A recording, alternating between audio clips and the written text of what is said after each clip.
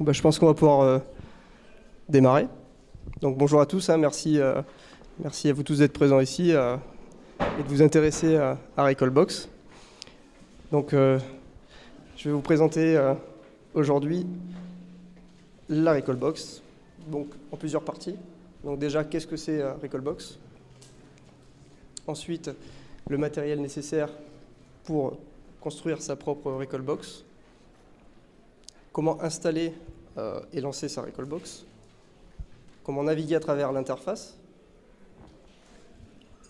Comment copier des jeux dans notre Recalbox. Et bien sûr, on expérimentera un peu de fun à la fin pour vous montrer comment ça fonctionne. Donc Recalbox, c'est quoi? Donc c'est avant tout du fun, du rétro gaming. Donc ça permet de rassembler de multiples systèmes. Donc on est à plus de 40 systèmes présents dans Recalbox. Donc on peut aller jusqu'à 30-40 000 jeux facilement. Donc une infinité d'heures de jeu. Ça permet de jouer en toute simplicité. Donc en fait c'est tout petit, c'est plus petit qu'une carte postale, On peut la transporter où on veut, on peut la brancher où on veut, la prendre avec nous en vacances. C'est vraiment quelque chose de très transportable. Tout tourne autour du système d'exploitation Recalbox OS, donc, que je vais vous présenter. Et dont aujourd'hui, nous avons l'honneur d'avoir deux tech leaders de Recalbox, Digit Lumberjack et Mika12, que je remercie d'être présents ici. Merci à eux. Parce que c'est grâce à eux aujourd'hui qu'on a un système qui tourne super bien. Et bien sûr, c'est entièrement libre et gratuit. Donc le matériel nécessaire. Donc il vous faut dans un premier temps avoir un Raspberry Pi. Donc un Raspberry Pi, c'est un ordinateur.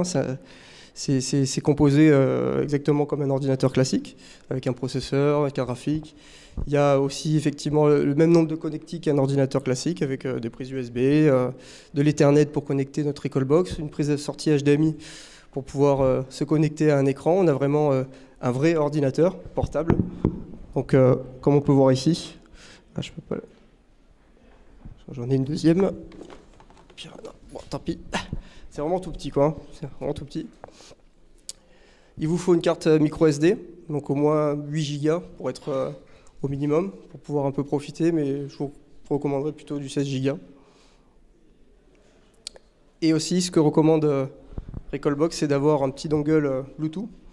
Avec une manette de PS3, ça fonctionne très bien, mais ça fonctionne aussi avec plein d'autres manettes.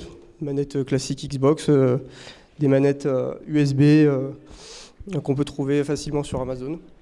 Et bien sûr, vous pouvez aller sur le site de recalbox.com, la partie shopping, vous pouvez retrouver tous les éléments qu'il faut pour reconstituer une Recalbox. Donc maintenant, nous allons passer à la partie installation, comment concevoir notre Recalbox. Donc pour cela, il suffit d'aller sur le site de recalbox.com. Donc aller dans la section créer sa Recalbox et télécharger Recalbox OS. Notre carte micro SD qu'on a vue précédemment, il suffit de la formater dans un format FAT32. Décompresser ce que l'on a téléchargé précédemment, la Recalbox OS, et copier tout ça dans notre carte SD. Insérer ensuite notre carte SD dans notre Raspberry, le brancher au secteur ou en USB, ça fonctionne aussi, c'est auto-alimenté, et vous laissez faire votre Raspberry, votre Recalbox OS va s'installer toute seule. Donc c'est vraiment très simple. Donc je vais vous montrer directement ces étapes en live.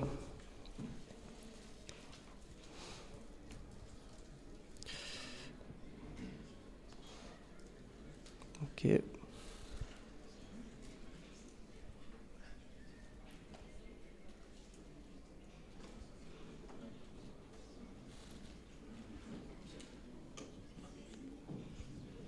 Donc là, on est sur le site Recalbox, donc vous pouvez qui est facilement accessible sur recalbox.com. Vous allez dans la section créer sa Recalbox. Donc ici, on retrouve les étapes qu'on a vues, donc de quoi est constituée une Recalbox. Donc le matériel nécessaire qu'on a vu ensemble. Ici, vous avez le lien pour aller télécharger l'OS, donc tout est expliqué étape par étape.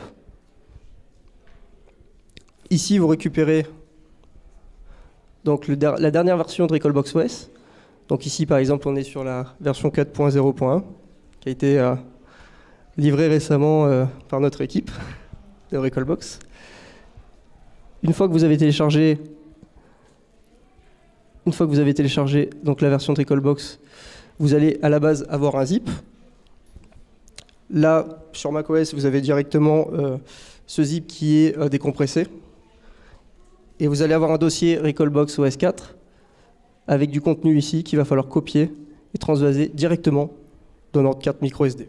Voilà, et c'est pas plus compliqué que ça. Il n'y a plus qu'à derrière récupérer notre carte microSD, la rentrer dans notre Raspberry et le brancher.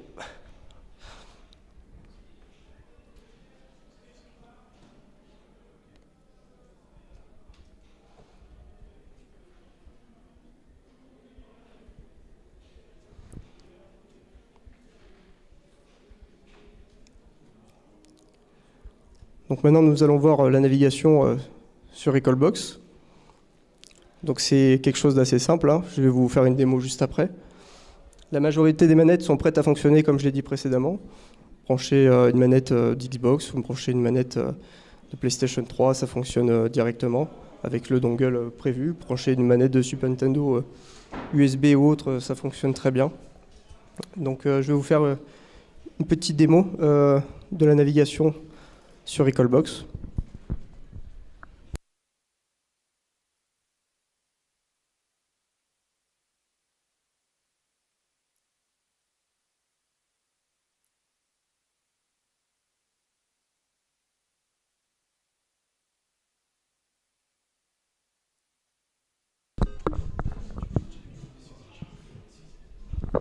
Donc là, on arrive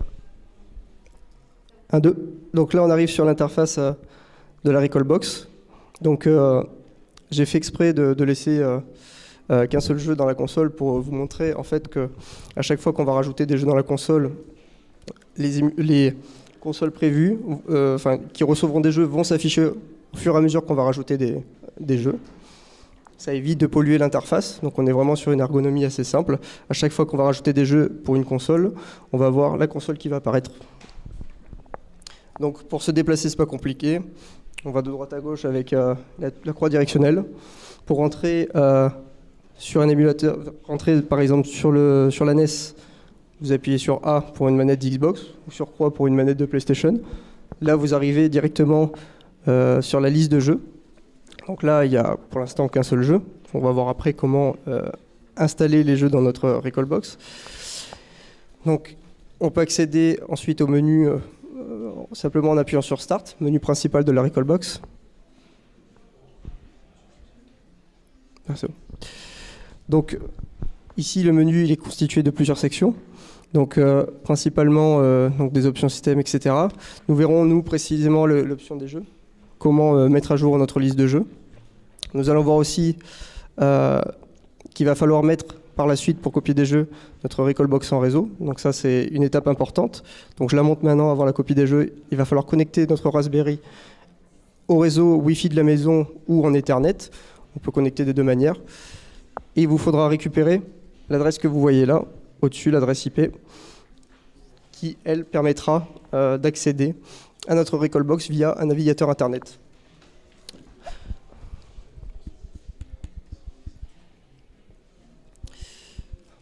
Voilà, donc c'est vraiment quelque chose d'assez simple, hein. À chaque fois qu'on va rajouter un jeu, les émulateurs vont apparaître au fur et à mesure. Et après, il n'y aura plus qu'à parcourir les listes de jeux, les lancer, et c'est parti. Les manettes sont déjà configurées, il n'y a plus qu'à jouer.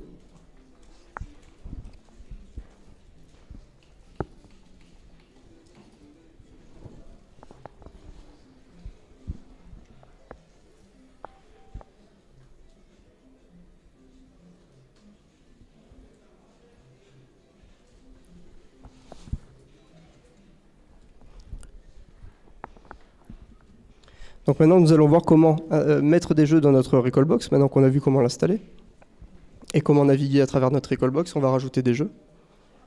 Donc pour ajouter des jeux, comme je l'ai dit, il faut que votre Recalbox soit connecté au réseau LAN de chez vous, réseau Wi-Fi ou au réseau Internet via un câble Ethernet RJ45 classique. Vous avez deux manières d'accéder à votre Recalbox pour mettre des jeux. Donc, la première manière, ça va être de passer par les fichiers partagés de votre ordinateur. Et la deuxième manière, ça va être de passer, comme je l'ai dit, par votre navigateur web. Il y a une interface qui a été vraiment conçue par l'équipe Recalbox qui permet vraiment d'accéder à notre joujou par le navigateur web et copier rapidement des jeux. Donc je vais vous montrer comment copier des jeux maintenant.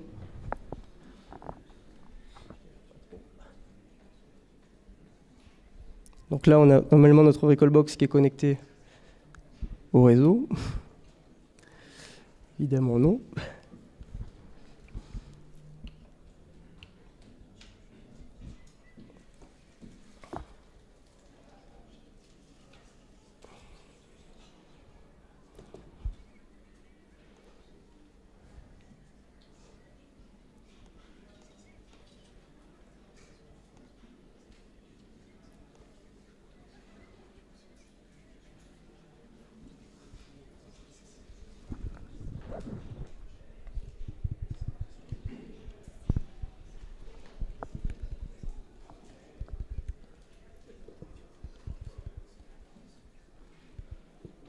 Donc là, on retrouve donc les paramètres que l'on peut retrouver dans une installation, une connexion Wi-Fi classique par un ordinateur.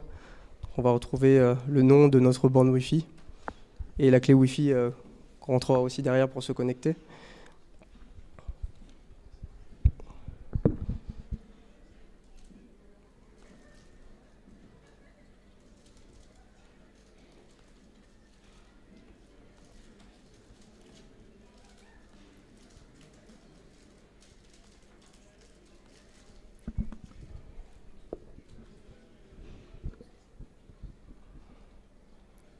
Ça va arriver, excusez-moi.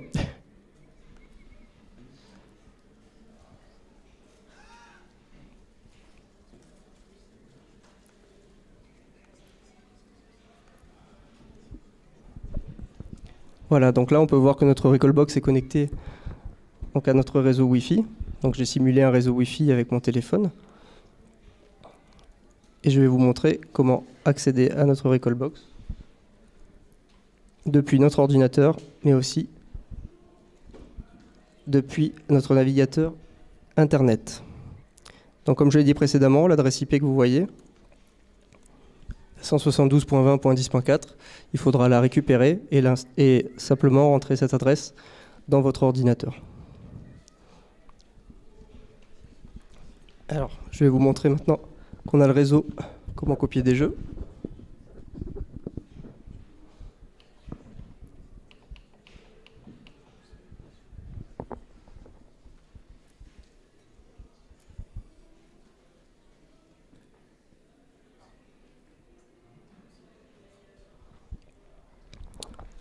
Donc la première manière, lorsque votre Recalbox est connecté sur votre réseau local, vous allez la retrouver directement dans les dossiers partagés. Donc vous pouvez la voir ici. Ok, décidément.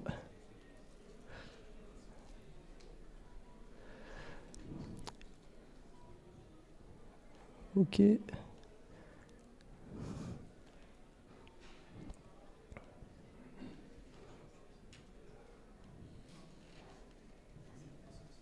Voilà. Donc là, nous accédons à la Recalbox dans les dossiers partagés. Donc ça peut être sur PC ou sur Mac.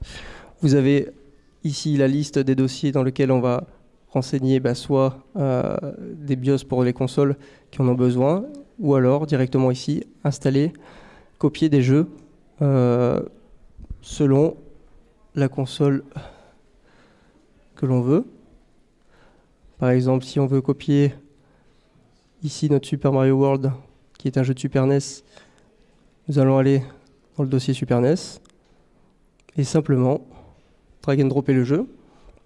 Ou alors deuxième méthode, là nous avons rentré l'adresse IP qu'on a vu tout à l'heure dans les paramètres réseau de notre Recalbox qui est connecté sur notre réseau. Vous avez l'interface ici, vous allez dans gérer les fichiers des ROM des systèmes émulés. Et là vous avez directement tous les dossiers donc des jeux par console, Admettons que vous copiez ici Street of Rage, qui est un jeu de Mega Drive, sur notre Recalbox. Il suffit de se rendre dans le dossier Mega Drive, drag and dropper le jeu, et voilà, le jeu est présent dans notre Recalbox. Donc maintenant, allons essayer tout ça.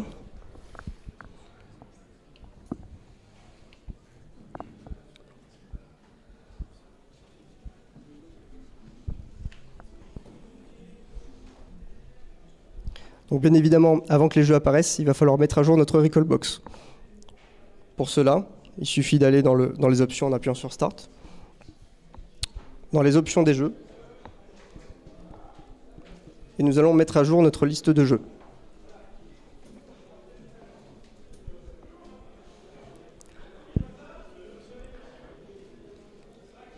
Et voilà, comme vu précédemment, maintenant que nous avons ajouté des jeux par console, avant il n'y avait pas de jeux Mega Drive et de Super Nintendo. Maintenant que nous les avons copiés, vous les avez présents sur l'interface. Donc pour naviguer d'émulateur en émulateur, voilà, on utilise notre croix directionnelle classique. Et on peut directement accéder au jeu, ici. Là, on se rend compte aussi qu'il n'y a pas de détails sur les jeux qui ont été renseignés. Nous pouvons rajouter du détail sur la liste de jeux, c'est-à-dire faire du scrapping, ça s'appelle, mettre à jour tout ce qui est images, informations sur le jeu. Pour cela, Recalbox possède déjà un outil pour le faire, qui est un scrapper, tout simplement. Donc, pour cela, il suffit d'aller dans le scrapper, scraper les jeux. Voilà, vous laissez comme tel, et vous démarrez le scrapping.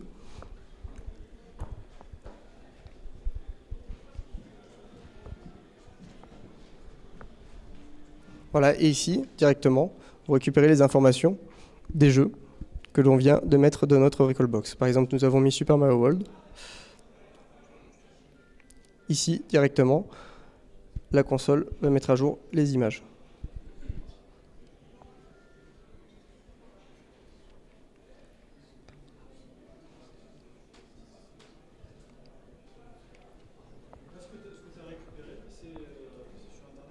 Ouais.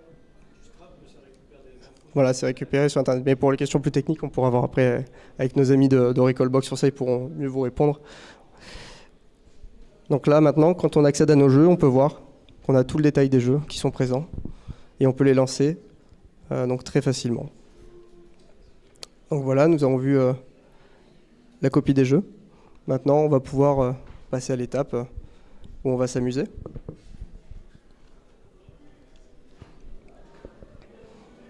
Donc voilà, pour lancer l'émulateur, hein, c'est tout simple. Hein. On appuie sur croix, sur A, ça part. C'est hyper rapide, c'est hyper fluide, j'ai fait aucun réglage. Et c'est parti directement.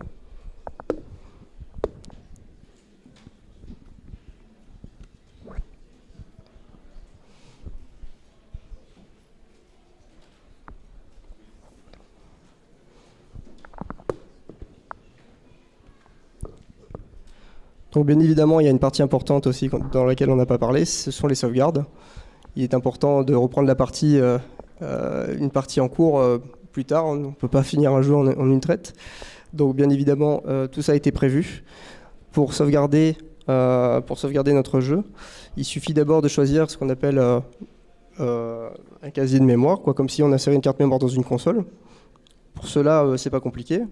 Vous appuyez sur les boutons qu'on appelle un bouton key, qui est comme un clavier d'ordinateur. Vous appuyez sur FN et vous avez des options en plus qui sont d'une autre couleur que F1, F2, F3, F4. Vous allez avoir d'autres options. Là, c'est pareil.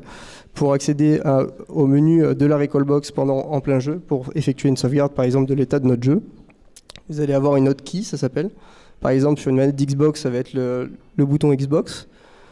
Donc, je reste appuyé sur le bouton Xbox et je monte en haut ou en bas. Et puis là, je choisis dans quel tiroir je vais sauvegarder mon jeu. Donc, une fois que j'ai fait ça, par exemple, je dis dans le tiroir 0, je vais sauvegarder l'état de mon jeu actuel. Donc, j'appuie sur la hotkey une nouvelle fois. Je reste appuyé, j'appuie sur le bouton bleu pour la Xbox. Et là, j'ai sauvegardé l'état de mon jeu.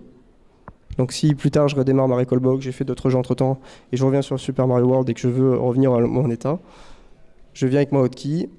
Pareil, ici. J'appuie sur la hotkey et je charge mon jeu. avec la touche hotkey Y. Et on revient à l'état du jeu. Après ça, je vous l'expliquerai directement. Vous pouvez me voir sur le stand, ça sera plus simple. Donc là, voilà, il n'y a plus qu'à profiter. C'est assez simple.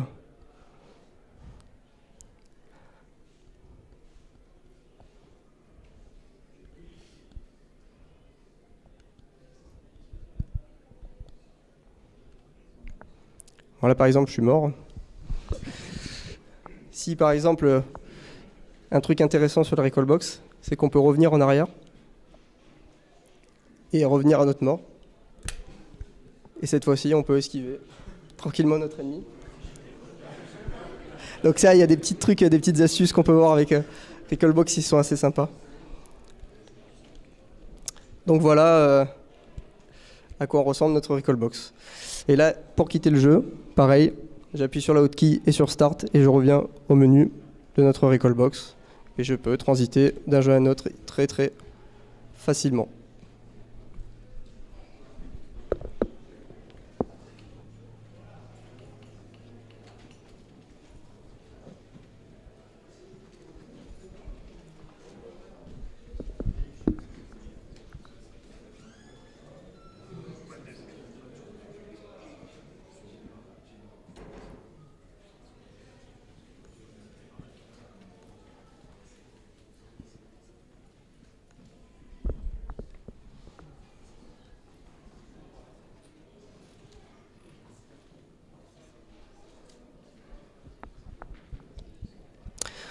Donc voilà, merci à tous et merci bien sûr à l'équipe Recalbox de nous proposer un si bon produit qui pour moi aujourd'hui est le meilleur outil pour avoir une petite boîte d'émulation sympa et très facile à utiliser. Parce que comparé à d'autres concurrents, on n'a pas besoin de configurer dans tous les sens notre outil pour pouvoir l'utiliser. Là, il suffit simplement de faire les étapes qu'on a vues et puis on a directement quelque chose qui marche très très facilement.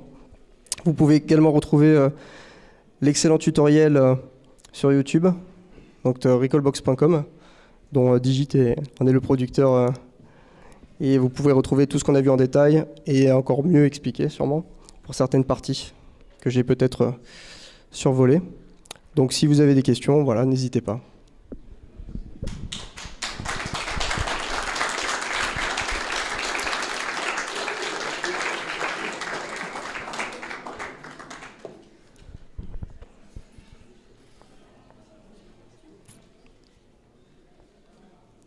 Ouais, n'hésitez pas. Hein.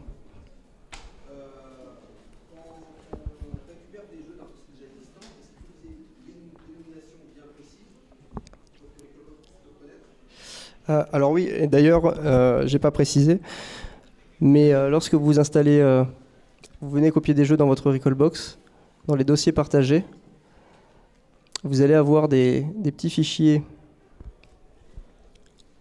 par console que vous allez retrouver.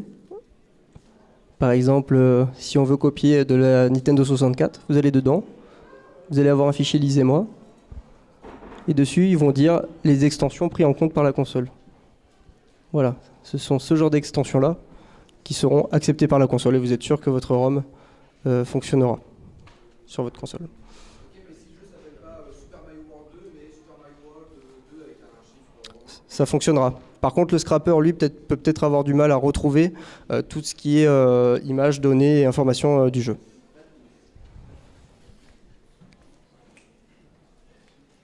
Ah, si n'hésitez pas, hein, si vous avez des questions, des doutes.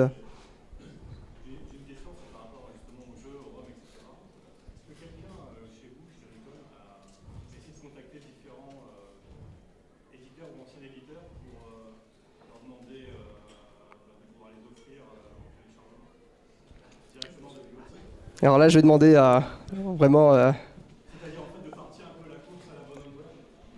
je vais laisser parler vraiment les personnes en question. Merci beaucoup.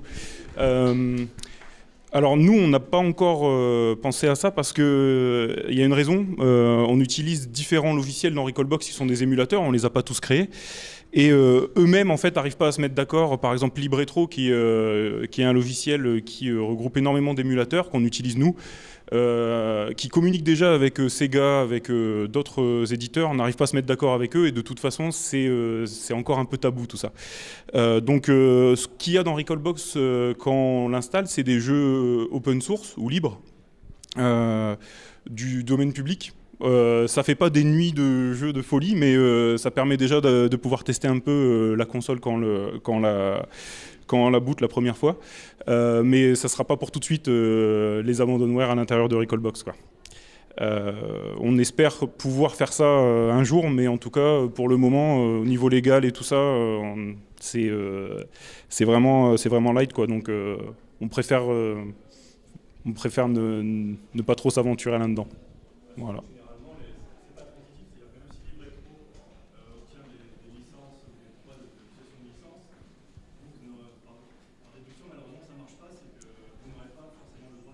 Voilà. Mais si, effectivement, mais eux qui ont déjà leurs entrées et tout ça, s'ils n'arrivent pas à les avoir, on aura sans doute le même problème en fait. Et on n'a même pas l'énergie aujourd'hui pour faire ça. Donc c'est une bonne idée, hein, on est tous d'accord que ça serait vraiment sympa, mais on n'a pas l'énergie pour le faire aujourd'hui. Peut-être dans un avenir lointain, mais ce ne sera pas pour tout de suite. Voilà.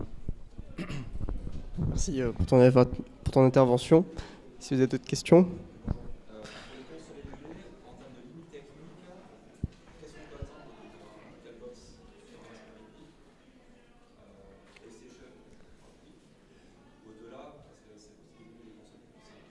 Alors moi j'ai vu qu'on pouvait aller jusqu'à la Dreamcast, mais je vais laisser parler aussi les experts dev sur ça. Tu veux répondre? Non, vas-y. Okay. En fait là on était exclusivement sur Raspberry Pi jusqu'à il n'y a pas longtemps. La 4.1 nous permet on a ajouté le support de plusieurs boards, dont les PC en fait. Donc on peut maintenant installer Recalbox sur PC en 32 ou en 64 bits. Ce qui fait que ça nous permet de mettre des émulateurs qui demandent un peu plus de puissance. Donc on monte aujourd'hui jusqu'à la GameCube, la Wii, la Dreamcast. Bon, la N64, elle était déjà dispo sur Raspberry, mais il y a encore quelques petits problèmes de performance. Mais si on prend en compte le dernier Odroid, qui est un board aussi qu'on supporte aujourd'hui, ou un ordinateur 64 bits, la console la plus récente qui tourne dessus, donc ça serait la Wii. Voilà. Ouais, c'est toujours ça. Après, il faut prendre en compte que c'est un Linux à la base. C'est un Linux from scratch, mais ça reste un Linux. Donc, il y a beaucoup d'émulateurs qui sont disponibles sur Windows qui ne sont pas disponibles sur Linux. Par exemple, il n'y a pas d'émulateur PlayStation 2 sur Linux encore. Donc, nous, on essaye d'intégrer le plus possible d'émulateurs dedans. Mais il n'y a pas, même si jamais on a la capacité de le faire tourner sur un PC, il n'y aura pas tous les émulateurs Windows. Voilà. Mais ça vient petit à petit de plus en plus, grâce au travail surtout de l'équipe de LibRetro, dont je parlais tout à l'heure, qui eux en fait essayent de regrouper tous les émulateurs existants au sein d'un même logiciel et de façon portable sur les différents OS et sur les différentes architectures. Ils font un travail phénoménal. S'ils n'étaient pas là, on ne serait pas là non plus, quoi. Mais voilà. Merci. Ouais, n'hésitez pas si vous avez encore des questions. Le thème ? Oui, c'est tout à fait possible. Ouais. On peut modifier des thèmes, on peut nous aussi toucher aux images qui sont présentes dans les thèmes. Après, on pourra en parler si tu veux à l'atelier Recalbox, il n'y a pas de souci. Il y a beaucoup de choses qu'on peut faire, mais que je ne peux pas présenter ici. Mais oui, on peut le faire. Ouais. Voilà, si vous avez encore des questions, n'hésitez pas. Je vais peut-être reprendre la parole une petite seconde. Juste, donc en gros, là ce qu'on a vu c'est la version 4.0, donc c'est un patch de la 4.0, c'était la 4.02 si je me souviens, je sais plus. Et en gros là il y a la 4.1 qui est sortie en bêta test, donc que vous pouvez déjà installer, donc avec le support de nouvelles consoles, et on essaye aussi de faire en sorte que l'expérience utilisateur soit de mieux en mieux. Donc on a mis des fenêtres d'aide par exemple à l'intérieur de l'interface pour les menus, pour expliquer ce que peut donner, enfin à quoi servent les menus, à quoi servent les entrées des menus. On est en train aussi de travailler sur un mode démo. Donc quand la Recalbox se met en veille, en fait, elle va lancer automatiquement des jeux pour faire une espèce de mode démo, comme on le verrait sur une borne d'arcade, enfin comme il y en a en bas. Et on a aussi intégré des nouveaux scrappers qui sont super efficaces, qui permettent en fait de récupérer des super images et des descriptions en français. Donc on a intégré le scrapper de screenscrapper.fr. Qui est un projet français que vous pouvez retrouver sur le site screenscrapper.fr et avec qui on s'entend très bien et voilà, je voulais mentionner leur nom aussi, quoi. Voilà. Super. Merci. Si quelqu'un d'autre a encore une question, n'hésitez pas. On est là pour échanger, donc... Non ? Bon, bah en tout cas, merci. Ah, pardon. Mhm.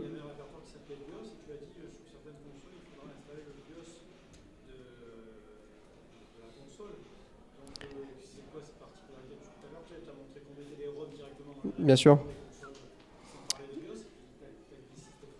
Bah, il va y avoir des consoles ou les bandes arcade généralement comme les MAME qui vont nécessiter voilà, une retouche du système d'exploitation d'origine de la console, donc pour pouvoir le rendre en émulation. Donc ça c'est beaucoup plus technique encore, mais voilà, c'est pas le cas de toutes les consoles. Mais après, si on retourne dans les dossiers, vous pourrez voir qu'il y a un dossier exact aussi dans les BIOS Lisez-moi qui liste les consoles qui vont avoir besoin de ces BIOS pour fonctionner. Voilà. Mais dans la technique sur ça, je peux pas vraiment vous éclairer. Oui, apparemment ça émule tous les jeux de n'importe quel pays, il n'y a aucun problème, quoi. Voilà.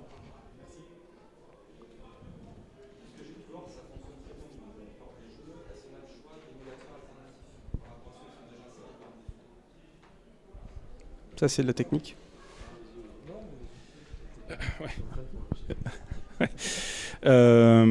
Ouais, en fait, je sais pas si tu peux remettre la recall, mais on va pouvoir aller voir dans le menu. En gros, il y a déjà, en fait, il n'y a pas un seul émulateur par système aujourd'hui.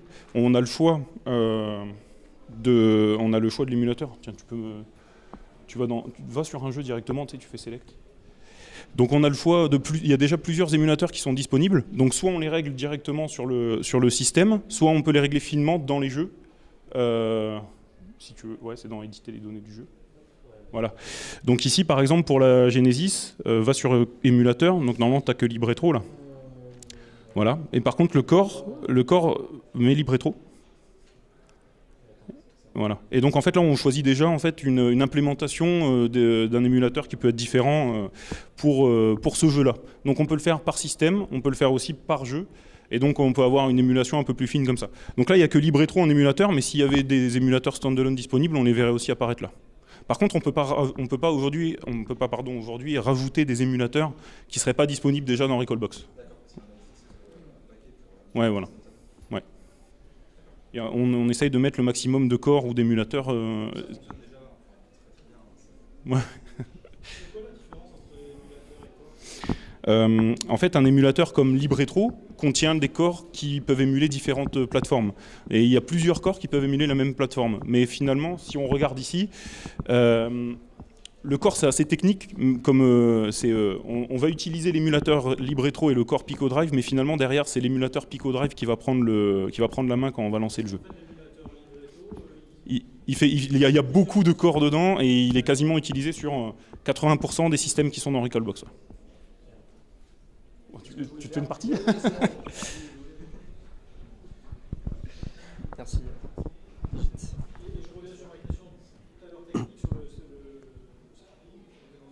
Oui. Donc ça va rechercher les infos sur Internet par rapport au nom du fichier. Oui, en fait, le scrapping, c'est un peu plus... Alors, ça peut fonctionner de différentes manières, en fait. Donc, c'est vrai que de base, ça peut fonctionner avec le nom. Mais sinon, ça fonctionne vraiment avec en parlant technique, la signature du fichier en lui-même. C'est-à-dire que n'importe quel fichier a un nom unique, on va aller par là, qui est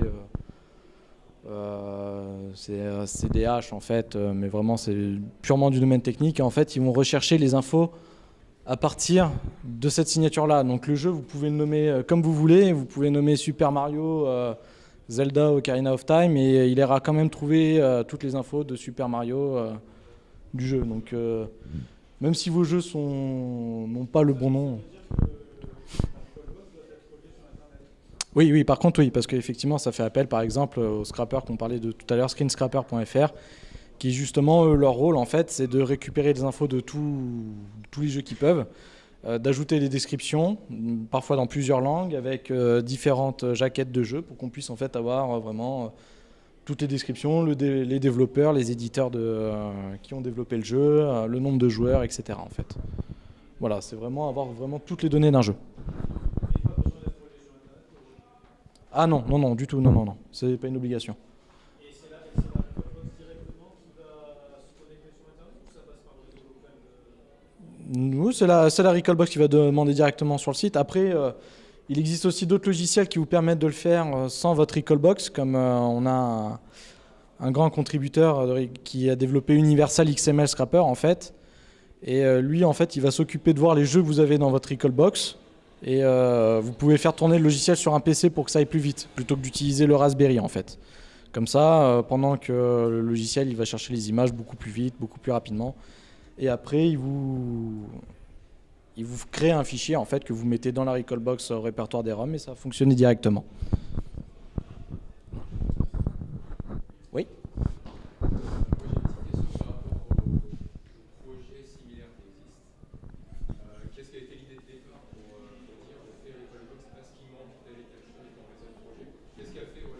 Ah, ça c'est toi, ça. Ben là, par exemple, pendant la présentation, on a beaucoup entendu le mot c'est simple, ça va vite, il n'y a rien à bidouiller et tout ça, et c'est clairement ça en fait ce que j'ai voulu mettre en place au début. Il y a peut-être 2 ans, peut-être un peu plus, j'ai découvert le Raspberry Pi et j'ai commencé à installer des émulateurs dessus, directement sur Raspbian, qui était un Linux qui était prévu pour la bécane. Et après, c'est lancé RetroPie, qui est un super projet aussi, hein, mais qui est un projet un peu plus de barbu, quoi. Où c'est super sympa, il y a beaucoup de choses à faire dessus, mais il faut mettre un peu plus les mains dans le cambouis pour lancer le truc. Et je me suis dit que moi, ce que j'aurais recherché si j'étais pas développeur et si j'avais pas envie de me prendre la tête, c'est un truc qu'on installe directement et sur lequel j'ai juste à copier ma ROM et où je puisse jouer très rapidement. Donc c'était vraiment ça. Donc j'aime bien dire qu'on a pensé Recallbox comme un firmware de console. Il y en a qui comparent Recallbox au Mac et puis RetroPie au PC. C'est vrai qu'on l'a pensé un peu comme ça, mais c'est parce qu'on veut quand même on veut apporter une interface pratique, on veut apporter la simplicité et une prise en main très rapide. Donc voilà, c'est pour ça qu'on a lancé le projet. Après, franchement, je pense qu'il y a eu il y a beaucoup de gens qui nous demandent pourquoi Recallbox plutôt qu'autre chose et tout, et la plupart du temps, je leur dis d'essayer au moins RetroPie et Laka, qui sont 2 distributions, je ne vais pas dire concurrentes, mais complémentaires, et chacun y trouve son compte en fait, que ça soit dans une distribution ou une autre. Donc RetroPie, c'est plus pour ceux qui veulent rajouter des logiciels qui ne font pas partie au début de l'OS. Laka, c'est un peu plus fermé, mais il y a le support de LibRetro qui est vraiment poussé, l'interface qui est différente aussi, donc ça peut plaire ou moins plaire, ça dépend. Et donc je vous invite si jamais vraiment vous avez un Raspberry, je vous invite à tous les tester et à regarder un peu celle qui vous convient le mieux, quoi. Voilà. Mais on est la plus simple. Je confirme. Pourquoi vous faites ça, hormis la passion des jeux vidéo? Parce que il est apparu en haut à droite un petit carbonate, Oui, je suppose que oui. Ouais, ça c'est vidéoprojecteur. Ah, ça c'est le projet, ouais.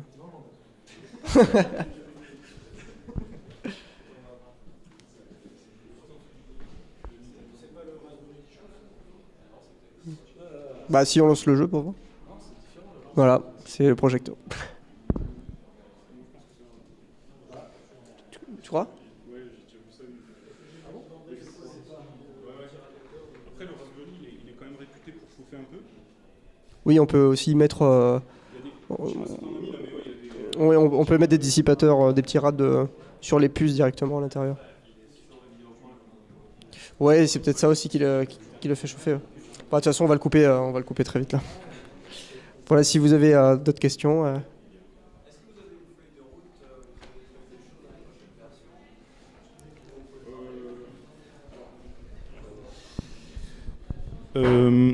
On n'a pas vraiment de feuille de route, on fait au fur et à mesure des pull requests sur GitHub et tout ça. Là aujourd'hui, ce qu'on essaye de faire, c'est, on se concentre vraiment sur la partie expérience utilisateur.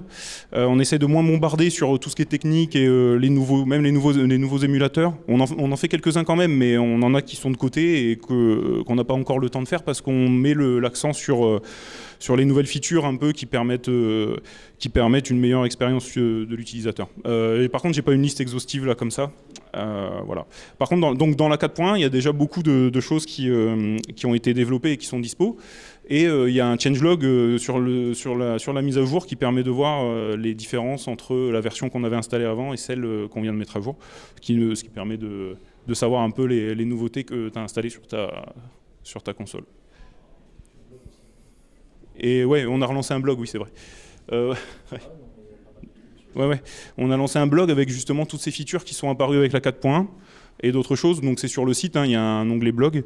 Et on essaye de faire des petites vidéos à chaque fois pour présenter comment utiliser la feature. C'est des courts articles, c'est très rapide à lire, mais ça permet de présenter les nouvelles features. Et on essaye en fait de faire découvrir des choses aux gens parce que c'est vrai qu'il y a de la documentation qui est dispo et tout ça, mais il y a pas forcément, les gens n'ont pas forcément envie d'aller lire le wiki ou d'autres ressources, et ils passent à côté de pas mal de choses en fait. Alors, on essaye de leur montrer un peu ce qui est possible de faire avec la Recall, quoi. Donc voilà. C'est vrai. C'est un projet 100% français Ben, c'est pas vraiment. Non, en fait, c'est un projet international. J'aime pas dire que c'est 100% français. Effectivement, nous, on bosse dessus. Il y a des Français qui bossent sur le projet.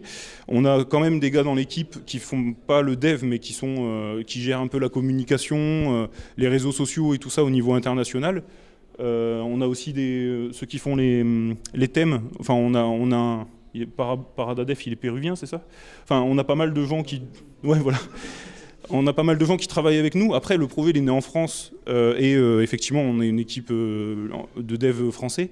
Clairement, le code qu'on a fait dans le projet, il faut bien comprendre qu'il y a un Linux, il y a un kernel, il y a GNU.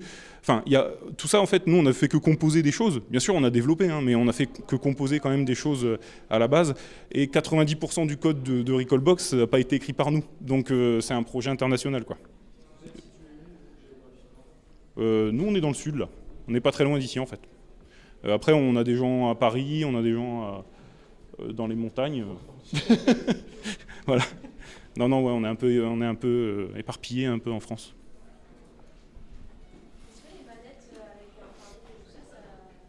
Ouais. Ouais. Il y a donc on est encore en train d'affiner le Bluetooth. C'est pas le truc le plus facile, je dois vous avouer. Mais en tout cas, on supporte 90% des manettes Bluetooth. La version 4.1 de Recalbox permet le support du Bluetooth natif du Raspberry, parce qu'avant on était obligé de mettre un dongle. Donc là on a rajouté le support du Bluetooth natif et des manettes comme les manettes 8-bit Do ou les manettes PS3 en Bluetooth.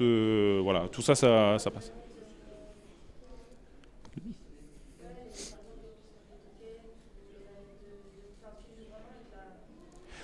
Les Wiimote et tout ça? Ah non, bon. Ah non, bah alors, ah oui, non, mais ça, c'est quoi ces manettes? Ouais, mais c'est pas de l'infrarouge le pistolet, c'est du flash. Ouais. Alors non. Bah, par exemple, le pistolet de la NES, on ne supporte pas, malheureusement.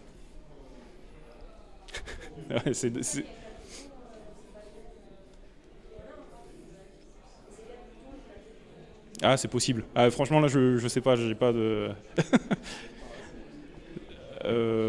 Ouais, il y avait une autre question, je sais pas.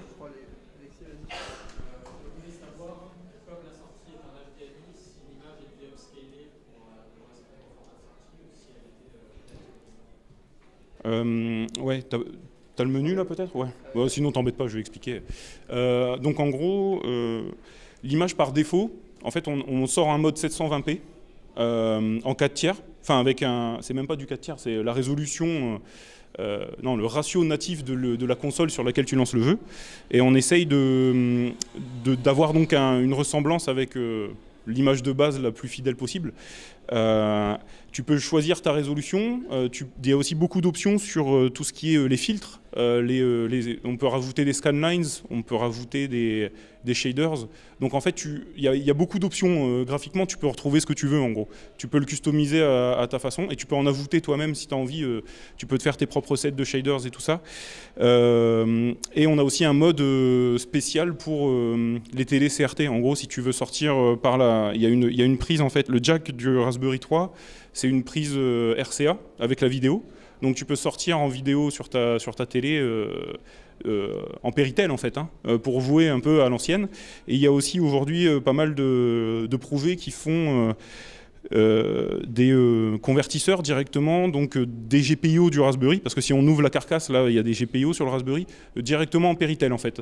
Et en gros, ça fait en fait, on s'approche du pixel perfect, comme les puristes l'appellent, où on est vraiment dans la résolution native de la console de base, et aussi on a un rafraîchissement qui est le même que celui de la console de base. Voilà. Ouais.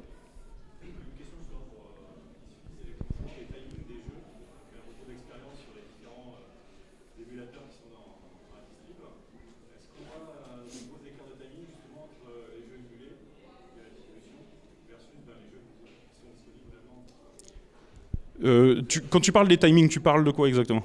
Des différences, soit de vitesse, de synchronisation qui fait que Ouais. le perso finalement habituel, on saute à tel moment du jeu, finalement, D'accord. simulé d'un. Ok.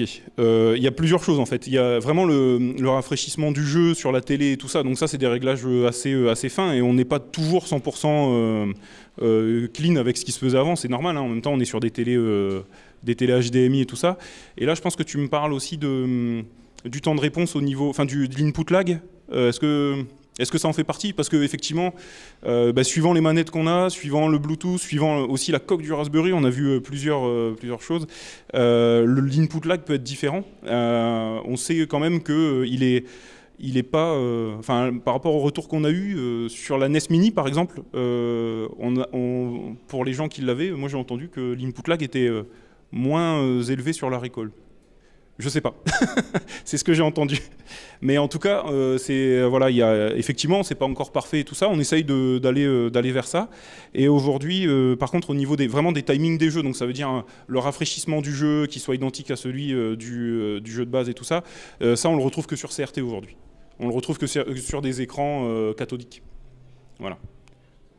Des fois, on voit des vieux vivants de l'arcade, le mec de par cœur, il passe presque en discutant, donc c'est pas mal. Ah oui, d'accord, je vois ce que tu veux dire. Et donc, c'est savoir si c'est capable de reproduire ce même comportement sur une version. D'accord. Oui, après, l'émulation... Après, ça dépend pas vraiment de nous, en fait. Ça dépend plus de ceux qui créent les émulateurs, à savoir à quel point ils les font fidèles à l'original et à quel point ils gèrent les inputs par rapport à l'original. Donc, oui, je comprends ta question, mais je peux pas y répondre de façon plus claire. Voilà. Il y a d'autres questions ou... Bon, après, nous, on est là cet après-midi, donc on va traîner un peu dans les couloirs. Si vous voulez qu'on discute ensemble, on sera sans doute aussi au stand. Donc, on pourra parler d'autres choses un peu plus tard s'il y a des questions qui vous viennent. Voilà. Merci à tous, puis merci à vous surtout. Merci à vous.